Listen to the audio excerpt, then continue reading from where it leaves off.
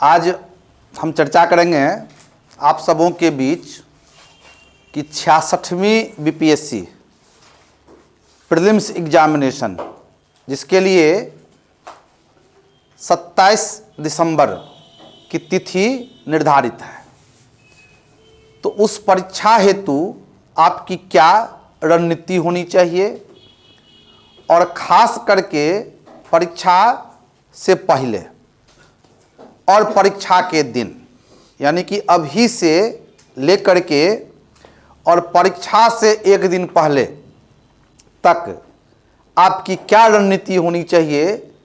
और दूसरे चरण में हम बात करेंगे कि परीक्षा के दिन और परीक्षा भवन में, एग्ज़ाम हॉल में आपकी क्या रणनीति होनी चाहिए, इस पे हम चर्चा करेंगे। और निसंदेह इस अंतिम दौर की जो महत्वपूर्ण वार्ता हम लोग आज कर रहे हैं वो 66वीं बीपीएससी में शामिल होने वाले अभ्यर्थियों के लिए तो लाभप्रद होगा ही, साथ में जो अभ्यर्थी आने वाले समय में यानी 67, 68 हेतु भी तैयारी कर रहे हैं उनके लिए भी लाभप्रद होगा। तो क्या है बिहार लोक सेवा आयोग के प्रारंभिक परीक्षा का प्रारूप, क्या समय प्रबंधन होनी चाहिए और किस प्रकार से हम सटीक रणनीति को बनाकर प्रीलिम्स एग्जाम में अच्छा स्कोर हासिल कर सफल हों और मुख्य परीक्षा में शामिल होने हेतु अपना मार्ग प्रशस्त करें, इस पे आज हम एक वार्ता करेंगे। तो सबसे पहले आपको हम बता दें कि त्रिस्तरीय बिहार लोक सेवा आयोग की जो परीक्षा है उसमें सबसे पहला परंतु सबसे महत्वपूर्ण चरण है प्रीलिम्स यानी कि प्रारंभिक परीक्षा। और 66वीं बीपीएससी हेतु 27 दिसंबर 2020 की तिथि निर्धारित है और करीब करीब सबों को परीक्षा में प्रवेश हेतु जो पत्र मिलते हैं, एडमिट कार्ड जिसे कहते हैं, वो अभी प्राप्त हो गया होगा और कहाँ किनका सेंटर है उससे भी अवगत हो गए होंगे। तो अभी से लेकर परीक्षा से एक दिन पहले तक कि क्या रणनीति होनी चाहिए इस बचे हुए समय का, पहले इस पे हम वार्ता करते हैं। तो सबसे पहले आपको बता दें कि बिहार लोक सेवा आयोग की प्रारंभिक परीक्षा में सिर्फ सामान्य अध्ययन की परीक्षा ली जाती है। कुल मिलाकर के 150 प्रश्न होंगे और 2 घंटा का समय दिया जाएगा, यानी 2 घंटा के भीतर आप 150 प्रश्न को हल करेंगे। समय निर्धारित है 2 घंटा। क्वेश्चन भी आपके सामने फिक्स है, 150 क्वेश्चन होंगे, यानी एक समय प्रबंधन के तहत आप 2 घंटा के भीतर 150 प्रश्न को हल करेंगे। सबसे बड़ी बात बिहार लोक सेवा आयोग की परीक्षा में कि इसमें किसी प्रकार के निगेटिव अंक का प्रावधान नहीं होता है, यानी कि किसी भी प्रकार के गलत उत्तर के लिए आपसे अंक जो आपने सही बनाया है उससे अंक नहीं काटे जाते हैं और इस वजह से आप कंप्लीट 150 प्रश्न को हल करें, ये आपसे उम्मीद की जाती है। इस परीक्षा का जो ट्रेंड है, जो पैटर्न है, उसमें आमतौर पर अब तक जो परिपाटी रही है वो सबसे ज्यादा सवाल पूछा जाता है इतिहास से, भारतीय इतिहास, इंडियन हिस्ट्री से। और हिस्ट्री से लगभग 40 सवाल पूछे जाएंगे, 40। इतिहास के अंतर्गत हम लोग प्राचीन भारत का इतिहास, मध्यकालीन भारत का इतिहास और आधुनिक भारत के इतिहास को रखते हैं।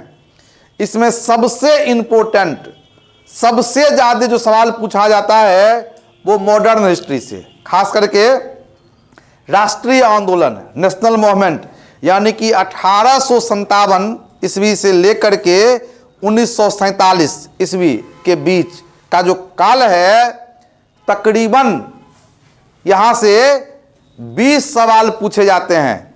और इसमें मुख्य रूप से जहां आपको फोकस करना है वो 57 के विद्रोह के पीछे क्या कारण थे, कैसे कैसे विस्तार हुआ, बिहार में इसकी क्या भूमिका रही, क्यों ये असफल हो गया, इसका परिणाम क्या हुआ तो समग्र रूप से 1857 ईस्वी का विद्रोह, भारत में राष्ट्रवाद का विकास, फिर 1905 ईस्वी में बंगाल का विभाजन, स्वदेशी आंदोलन, उग्रवादी संगठन कांग्रेस के भीतर जो बना जिसने आंदोलन चलाया, फिर क्रांतिकारी आंदोलन के विकास हुए,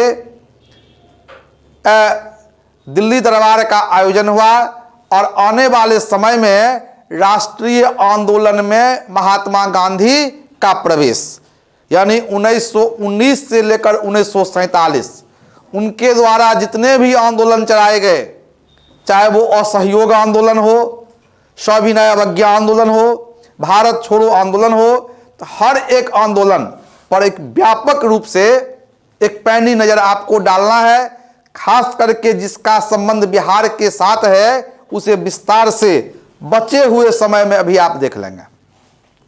इसके अलावे आधुनिक काल में जितने भी संगठन बने हैं, पत्र पत्रिकाएं हैं, सामाजिक और धार्मिक सुधार आंदोलन है, इसके अलावे आधुनिक भारत में जो कृषि या व्यापार यानी आर्थिक जीवन से संबंधित जो बातें हैं उस पर भी आप एक पैनी नजर डाल करके कौन कौन सा संगठन है, उसके संस्थापक कौन है, क्या कार्य उसके द्वारा किए गए, तो आप इसे देखिएगा। यानी कि मॉडर्न हिस्ट्री, खास के जो नेशनल मूवमेंट है, वो सबसे अधिक 20 सवाल यहां से पूछे जाते हैं। तो बचे हुए समय नेशनल मूवमेंट को अच्छे तरह से रिवीजन कर लेना है। दूसरा जो विषय इंपॉर्टेंट है बिहार लोक सेवा आयोग की परीक्षा में, वो है भूगोल, ज्योग्राफी। और ज्योग्राफी वर्ल्ड भी पूछा जाता है और इंडियन भी, यानी इंडियन और वर्ल्ड दोनों भूगोल से तकरीबन 15 सवाल पूछे जाते हैं। इसमें बिहार का भूगोल भी शामिल रहेगा, यानी विश्व का भूगोल, भारत का भूगोल और बिहार का भूगोल। तो इसमें लेटेस्ट डाटा के साथ, खास करके 6 महीना के भीतर जो डेटा बदला है उसे आप देखेंगे, और बाकी जो परंपरावादी चीज है, पारंपरिक है, उसका तो अध्ययन किए ही होंगे, एक रिवीजन कर लेंगे।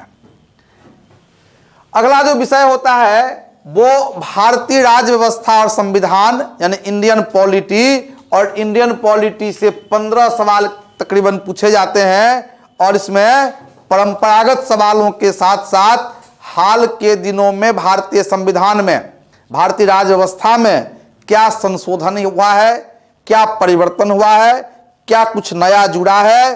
तो लेटेस्ट इंफॉर्मेशन, खास करके एक साल के भीतर 2020 में जितने परिवर्तन हुए हैं उसे आप देखने की चेष्टा करेंगे। अगला है इकोनॉमी, खास के भारतीय अर्थव्यवस्था, भारतीय अर्थव्यवस्था से सवाल पूछा जाता है, और करीब करीब 15 सवाल होता है इंडियन इकोनॉमी से। और इस 15 सवाल में 5 सवाल रहेगा करंट इकोनॉमी, करंट यानी नए नए हर क्षेत्र में, कृषि के क्षेत्र में, खनिज के क्षेत्र में, उद्योग के क्षेत्र में, शिक्षा के क्षेत्र में, अंतर्राष्ट्रीय व्यापार के क्षेत्र में जो बदलाव आया है जनसंख्या से संबंधित। तो इस प्रकार के सवाल कम से कम 5 से 7 सवाल, यानी कि आधा सवाल करीब करीब करंट इकोनॉमी से पूछा जाता है, और बाकी जो परंपरागत सवाल होता है इकोनॉमी में उससे आधे सवाल होते हैं। अगला विषय होता है साइंस, विज्ञान। और तकरीबन विज्ञान से 30 सवाल पूछे जाते हैं। और विज्ञान के अंतर्गत हम लोग विज्ञान के 4 शाखाओं को शामिल करते हैं। एक होता है इसमें बायोलॉजी, सामान्यतया सर्वाधिक सवाल बायो से पूछे जाते हैं। दूसरा होता है फिजिक्स, तीसरा होता है केमिस्ट्री, और चौथा होता है साइंस एंड टेक्नोलॉजी, यानी कि हाल के दिनों में विज्ञान में क्या बदलाव आया है। तो बायोलॉजी, फिजिक्स और केमिस्ट्री से लगभग 30 सवाल पूछे जाएंगे साइंस टेक के साथ साथ। तो इस प्रकार से परंपरागत तो आप जानते ही होंगे, विज्ञान के क्षेत्र में हाल के दिनों में, तकनीक के क्षेत्र में हाल के दिनों में क्या क्या परिवर्तन हुए हैं, चाहे वो रक्षा का क्षेत्र हो या फिर विज्ञान की कोई अन्य शाखा हो, इस पर भी अपने आप एक पैनी दृष्टिकोण रखेंगे। अगला होता है मेंटल एबिलिटी, मैथ। और बिहार लोक सेवा आयोग की परीक्षा में 10 सवाल फिक्स होता है, और 10 सवाल फिक्स होता है। कुछ मैथ होता है, कुछ रीजनिंग होता है, हालांकि सामान्य मैथ होता है, और सामान्य मैथ होता है। इसके बावजूद अब जो समय आपके पास बचा हुआ है, यदि आपका मैथ पर पकड़ है तब तो आप अभ्यास करें। यदि मैथ से अब तक अनभिज्ञ आप रहे हों तो 10 साल बिहार लोक सेवा आयोग की परीक्षा में जो सवाल पूछे गए हैं, 10 साल का मतलब हो गया 100 सवाल। 100 सवाल तो 100 सवाल का यदि आप रिवीजन कर लेते हैं तो करीब करीब आपका 50% से ज़्यादा हल हो जाएगा, यानी 5-6 आपका हल हो जाएगा। बाकी जो है वो अपने माध्यम से जो बन गया, या फिर अंत में तो अंदाज से आप बनाएंगे ही, क्योंकि छोड़ने की आवश्यकता इसमें नहीं है। और अगला इंपॉर्टेंट सेक्शन हम बताए करंट अफेयर्स और बिहार। यहां से तकरीबन 25 सवाल पूछे जाते हैं, यानी कुल मिलाकर के 150 क्वेश्चन, एक अंक का एक क्वेश्चन होता है, यानी 150 मार्क के पूछे जाएंगे। करंट अफेयर्स आमतौर पर हर कैंडिडेट के लिए, हर अभ्यर्थी के लिए चुनौतीपूर्ण होता है, लेकिन यदि आप आरंभ से ही अपनी रणनीति को सही दिशा में अब तक लेकर आए हैं तो करंट अफेयर्स में कोई दिक्कत आपको नहीं होगी। इसका जो सबसे बेहतर तरीका होता है, नियमित रूप से एक पेपर का अध्ययन नियमित रूप से हर हाल में हर अभ्यर्थी को करना चाहिए, जो आप करते ही होंगे।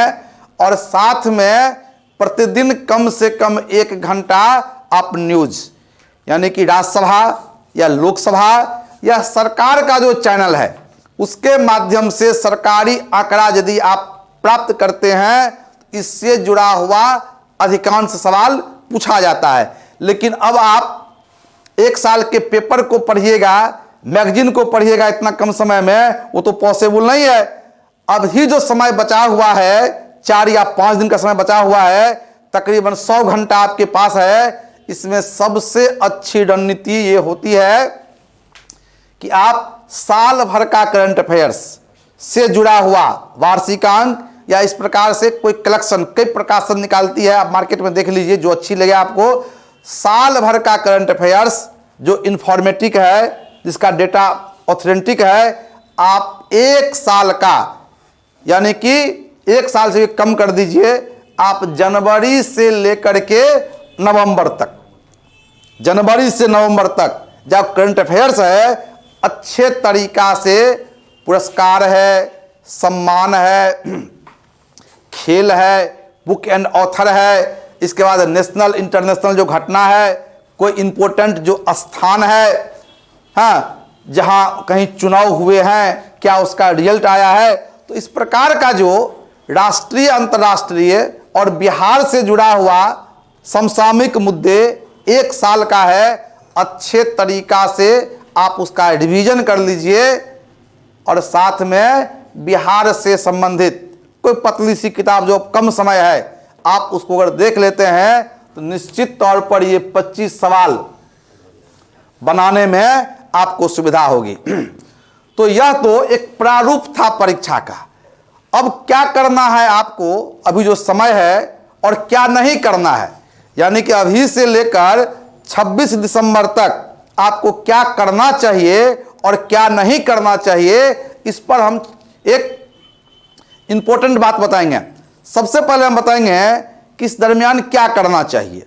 इस दरमियान सबसे पहले अब तक जितना आप अध्ययन कर चुके हैं, जितना आप पढ़ चुके हैं, जितना आप नोट्स बना चुके हैं, जिन किताब को अंडरलाइन कर चुके हैं, आप सिर्फ और सिर्फ उसी किताब को, उसी नोट्स को, उसी अंडरलाइन किया हुआ चीज को पढ़िए।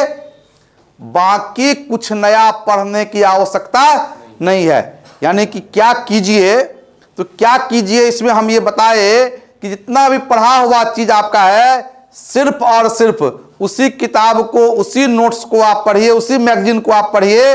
अब नहीं नया कोई किताब खरीदना है, नहीं कोई नया मैगजीन लेना है, नहीं कोई नया पेपर पढ़ना है और ना ही इस प्रकार से किसी नए टॉपिक में अपने को उलझाना है।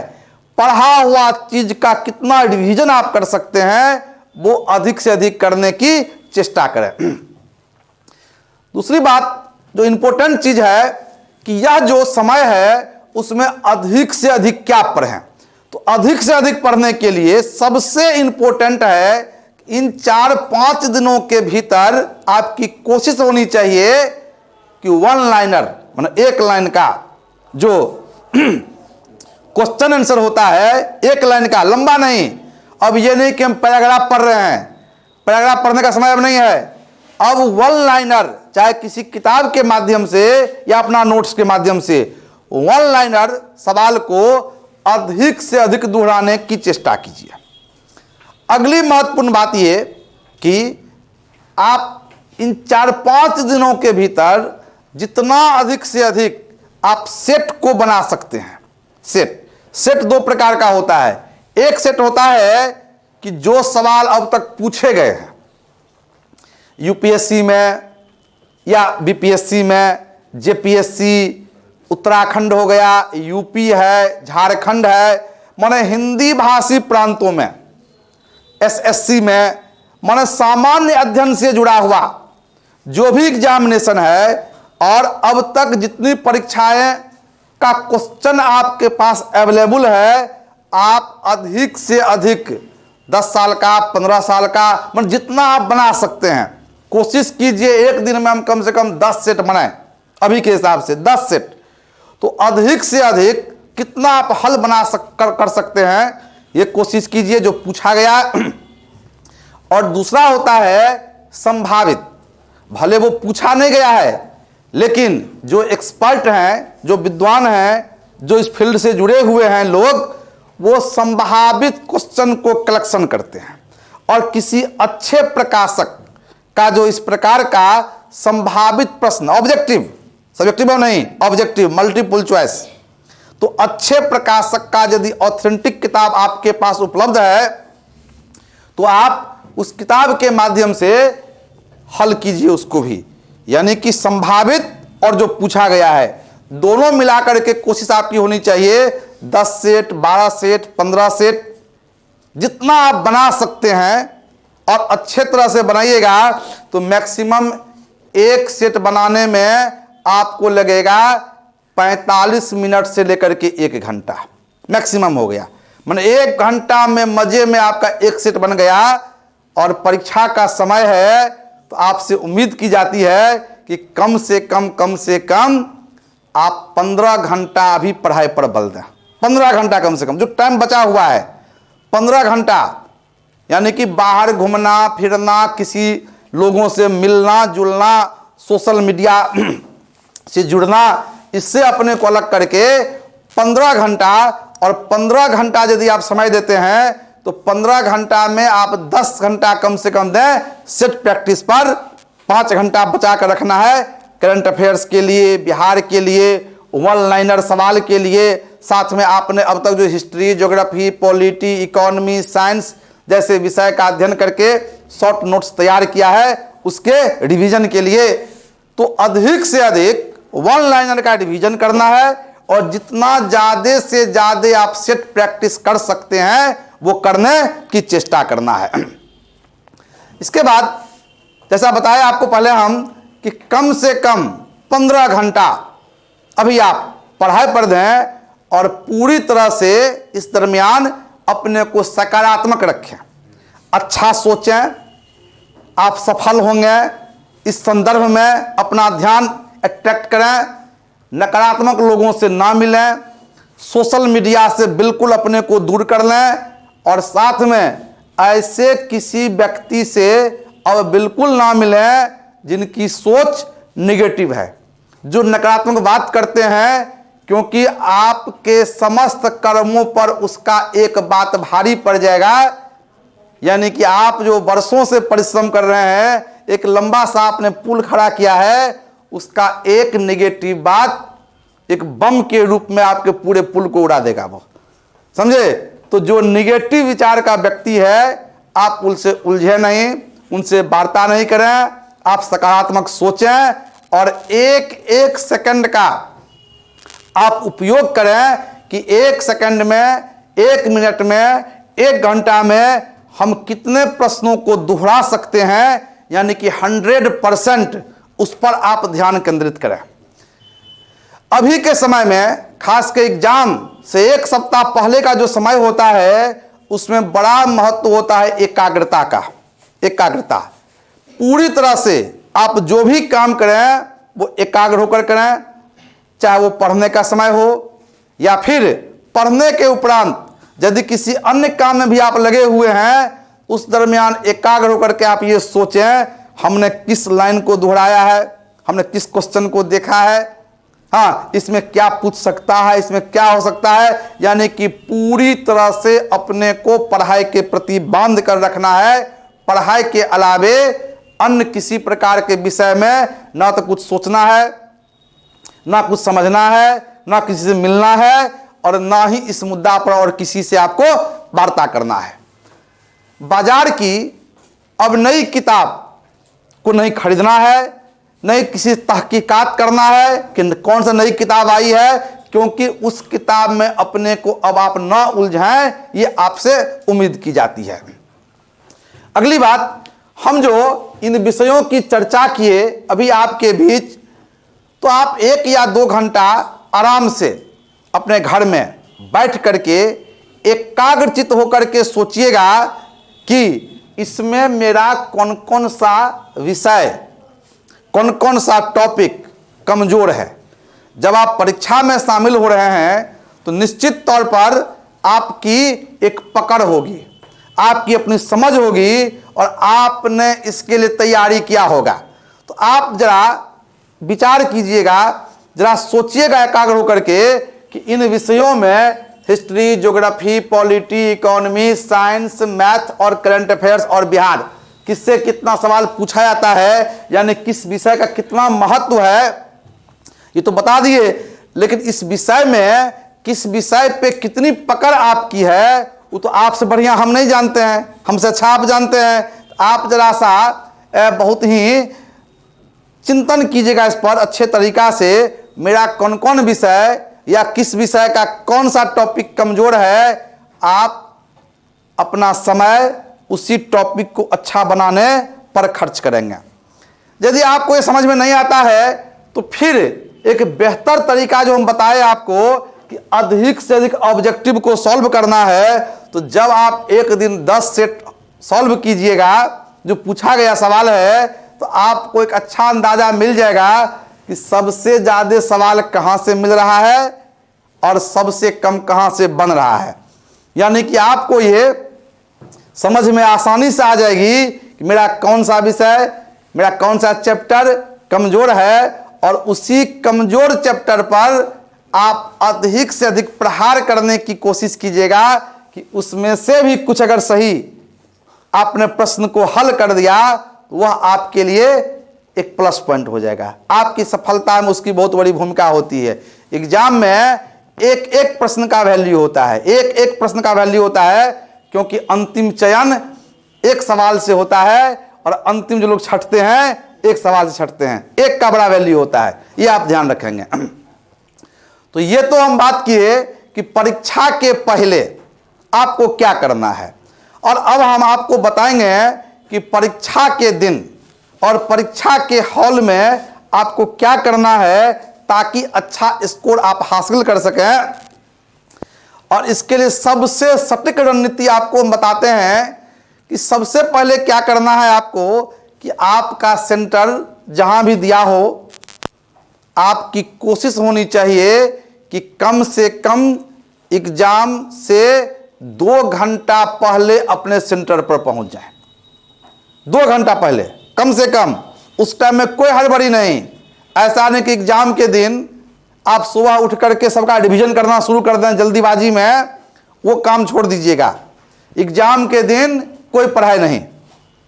जिस दिन एग्जाम रहेगा आपका, किसी प्रकार का कुछ अध्ययन करने का आवश्यकता नहीं है, ठीक है ना। उस दिन सवेरे उठना है, टाइम से तैयार हो जाना है, स्नान ध्यान पूजा पाठ जो करते हैं वो टाइम से कर लेना है, और सब कुछ करने के बाद हल्का कुछ नाश्ता लेकर के एग्जाम का जो सेंटर है कम से कम 2 घंटा पहले पहुंच जाइएगा। रोल नंबर का वहाँ लिस्ट लगेगा, आप देख लेंगे कि आपका किस हॉल में किस रूम में आपका रोल नंबर है। आराम से देख करके गेट खुलने का इंतजार करेंगे। गेट खुलेगा, कोई अफरा तफरी नहीं, बहुत ही आराम से, बहुत ही इत्मीनान से अपने रूम में अपने सीट पर आप जाएंगे और बहुत ही शांत चित्त तरीका से, बिना किसी भय का, बिना किसी चिंता का, बिना किसी परिणाम को सोचे शांत चित्त तरीका से रहिएगा। क्योंकि युद्ध भूमि में एक महान योद्धा का, एक सफल योद्धा का ये रणनीति होता है कि जब शंखनाद हो जाता है तो फिर सिर्फ और सिर्फ वो आगे के लिए सोचे, अच्छी बात सोचे, सफलता के लिए सोचे, बाकी क्या होगा नहीं होगा, संघर्ष में किसका किस प्रकार प्रहार होगा, ये सोचने का उनके पास समय नहीं रहता है। ये तमाम महान योद्धा की जीवनी आपको बता रहे हैं हम। एकदम शांत चित्त भाव से आप बैठेंगे। जब आपको OMR सीट देगा, खूब बढ़िया से, वहां गलती नहीं होनी चाहिए, आराम से आप भरेंगे। जो समझ में आपको नहीं आएगा, जो भी उस रूम में रहेंगे उनसे आप पूछ लीजिएगा और पूछ करके एकदम अच्छे तरीका से कहाँ नाम भरना है, कहाँ रोल नंबर भरना है, कहाँ सेंट्रल कोड भरना है, मतलब एक एक चीज बिना कटिंग का अच्छे तरीका से आप भरिएगा। और भरने के बाद जब क्वेश्चन देगा तो क्वेश्चन देने का मतलब हुआ कि अब शंखनाद हो गया। शंखनाद होने के साथ 100% आपके पास 2 घंटा समय है और क्वेश्चन है 150, यानी कि 150 क्वेश्चन। समय कितना हो गया?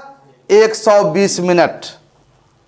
ठीक है, 120 मिनट, क्वेश्चन 150, अर्थात एक क्वेश्चन पर आपका 1 मिनट से भी कम समय, लगभग 50 सेकंड, लगभग 50 सेकंड का समय। यानी कि जब आप प्रश्न बनाएंगे तो ये आपको ध्यान में होना चाहिए कि हमें 50 सेकंड से पहले एक प्रश्न को हल करना है। बिहार लोक सेवा आयोग की जो परीक्षा होती है, हमारे समझ से अगर तैयारी आपकी है तो 1 मिनट में आप 2 सवाल हल कर सकते हैं। सीधा सवाल उसका होता है, कुछ सवाल होता है घुमावदार, पेचीदा, बाकी 50% से ज्यादा सवाल होता है साफ होता है, स्पष्ट होता है। यदि आपने अध्ययन किया है तो फिर उसको बनाने में कोई कठिनाई आपको नहीं होगी। इसके लिए क्या करना है आपको कि सबसे पहले एक सटीक रणनीति बताते हैं आपको हम कि 2 घंटा में 1 घंटा खर्च कैसे करना है। आपको एकदम समय का प्रबंधन, सटीक रणनीति बता रहे हैं। 1 घंटा कैसे खर्च करना है। आपके सामने OMR सीट भी है और क्वेश्चन भी है। आपका दायित्व ये होना चाहिए, क्वेश्चन नंबर 1 पढ़े।